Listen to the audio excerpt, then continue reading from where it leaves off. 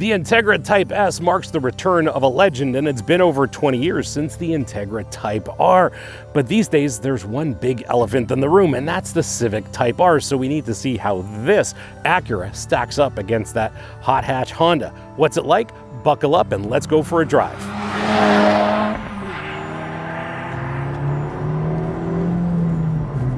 I'm your host, Brian Makse, racer, lover of driving fast, fun things. And on this channel, you get reviews for drivers from drivers. If you're new to the channel, I have a long history of racing Hondas, so any performance Honda or Acura is definitely my jam. So I'm very interested to see what Acura has done with this, the Type S. And before we get into what it's like to drive, let's have a look at it in a little more depth.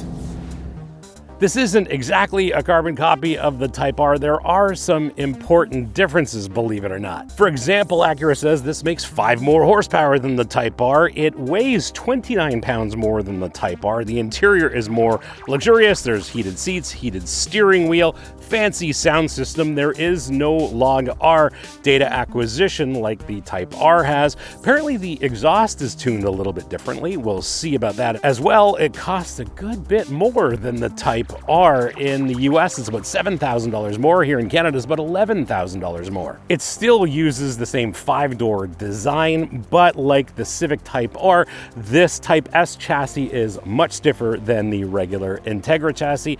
Obviously, it's missing the big rear wing of the Civic Type R, and the wing is very subtle. Still uses the 2-liter 4-cylinder turbo. Here it makes 320 horsepower at 6,500 RPM, 310 pounds of torque at 2,600 RPM. Transmission is a proper 6-speed manual. There is a limited slip diff, and of course there is rev matching that is switchable, thankfully. Electric power steering, of course, uses the same dual-axis strut design front suspension as the Civic Type R. Multi-link at the rear, adjustable dampers, and apparently calibrations are unique to the Type S. Brembo 4-piston calipers at the front with the same massive 2-piece rotors, 2-piston calipers at the rear, 19-inch wheels and tires. Michelin Pilot Sport 4S's are standard. We are in winter mode, so we're on a Michelin winter tire at the moment. Curb weight is 3,219 pounds, and static weight distribution is 62% front, 38% rear. But on this channel, we know it's not static weight distribution that counts, it's how you use it. Did you know that about 80% of you are not subscribed? Yes, it's true. I checked the data and 80% of you are not subscribed. So if you enjoy the content on this channel, do me a solid, hit that subscribe button. While you're at it, be sure to like this video and share it. And if you don't mind, drop by our merch store. There's lots of great stuff for driving enthusiasts like us, including our very popular line of Save the Manuals merch. Now back to your regularly scheduled episode. For the most part, this interior is very familiar, either derived from the Civic or the Integra, with one big difference, and that is these front seats. These are completely different than the Type R. In the Civic, the Type R seats are very, very deeply bolstered, and getting in and out of them is like getting in and out of a serious performance car, which it is. These seats, however, are completely different. Here's the thing.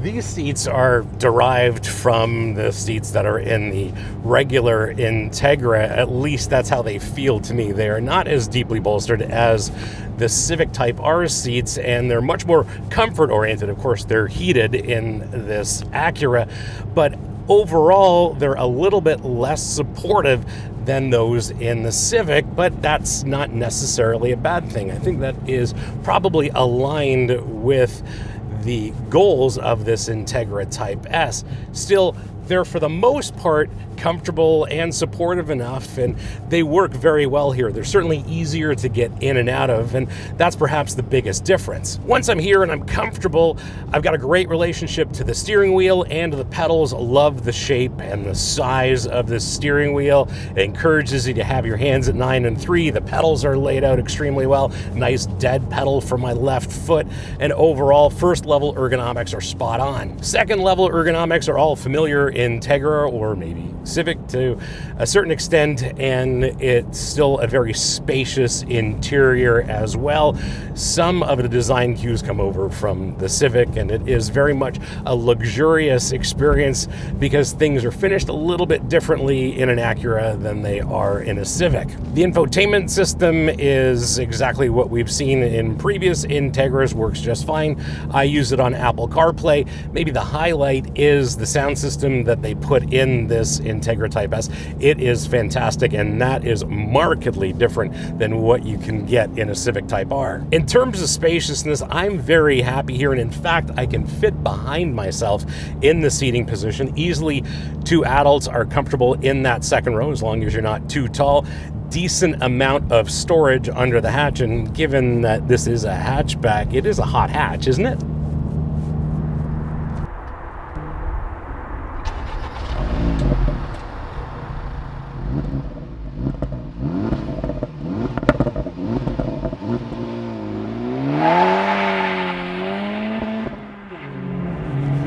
Yeah, this is quick enough, just as quick, of course, as the Type R, and unfortunately we're in winter mode. That's not necessarily a bad thing. Lousy for straight line acceleration because we are on some Michelin Pilot winter tires, which are an excellent winter tire, mind you, but they don't have as much grip as the regular summer Pilots that would be on this. That said, this drivetrain is just incredible, and that also has to do with the suspension geometry.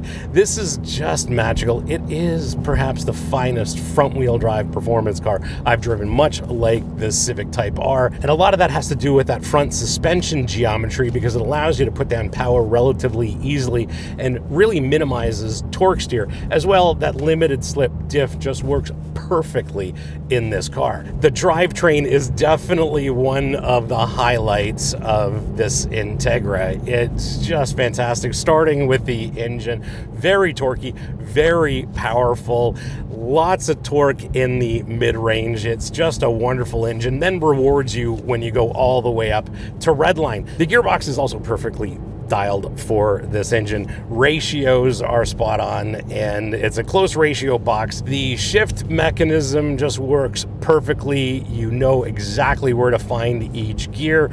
Maybe going into a reverse isn't as crisp as I like, but it works perfectly for me as well. Love the actuation of the clutch. Love the feel that I get out of the clutch.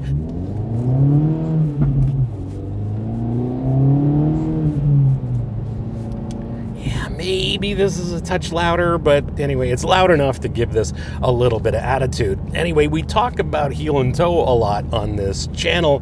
Yes, there is rev matching that is thankfully switchable on this car. First thing I do when I get into these is switch that off, and thankfully heel and toe is no problem. The pedal layout is spot on, throttle response is spot on, the shifter works great, clutch does exactly what I want it to do, so heel and toe downshifts are very easy to accomplish. And if you're not familiar with heel and toe or want to learn, I'm going to drop a link to our episode on how to perform heel and toe. So if your technique's not perfect or want to learn, just click on the link. Links here, links below in the description. And if you want to learn, we've got probably the best episode on heel and toe on YouTube.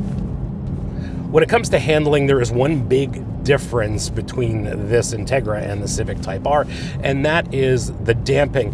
What I will say is I find the damping to be one calibration level softer in this car than the Civic Type R. There is no extreme firm mode here, and I'm pretty sure the dampers are the same, just calibrated slightly differently. It was a different experience here because in comfort mode, these dampers are very, very soft when it comes to both compression and rebound. In comfort mode, this is much softer than the Civic Type R. Over larger road imperfections, body and wheel control is not the same as the Civic Type R in its softest setting, and there's a little bit more body motion than I would like. So what I had to do, I've configured my individual mode to go with the sport suspension setting. It's just a little bit stiffer, but the Type R's stiffest damping setting is not the same as this. This is overall slightly more compliant. And again, that softest setting is much softer than the Civics. And I find this a better day-to-day drive in the sport damper setting than anything else. The reality is, on public roads, they are rough no matter where you're driving, and you don't need the most aggressive damping mode because you want that suspension to work, you want the tires to remain in contact with the road, so you want a little bit of compliance. So this sport damper setting works perfectly for me.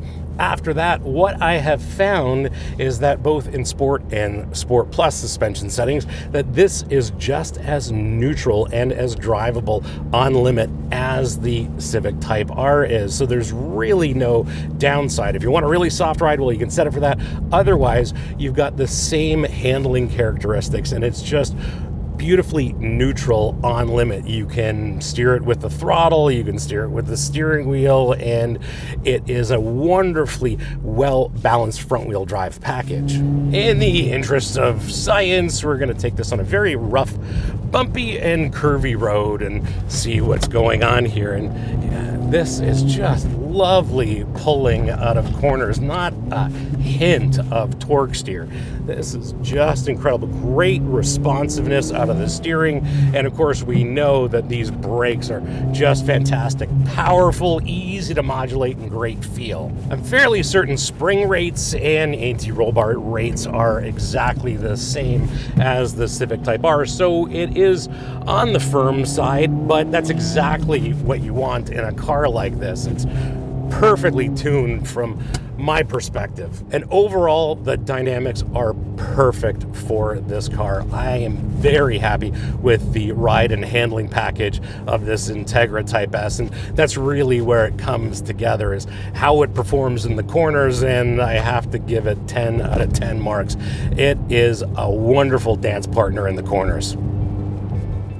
How do you spec yours? Well, that's actually fairly easy. What you are looking at is the majestic black pearl paint, which is basically impossible to keep clean at this time of year in this part of the world, with the ebony and red interior. Base price in the US is $50,800 plus $600 for the optional paint, for a total as tested of $51,400. In Canada, it's $55,600 plus $500 for the optional paint, for a total of $56,100 as tested. That's before freight and local taxes. As for speccing yours, this is an easy question to answer because there really aren't any performance-minded options. It's simply choosing your colors and being happy with your Integra Type S. As for my choice, this is exactly it. No matter how difficult this is to keep clean, my choice is always black if you can get it, and this paint is absolutely fantastic. It looks great on this car, and hopefully that's coming through in this episode.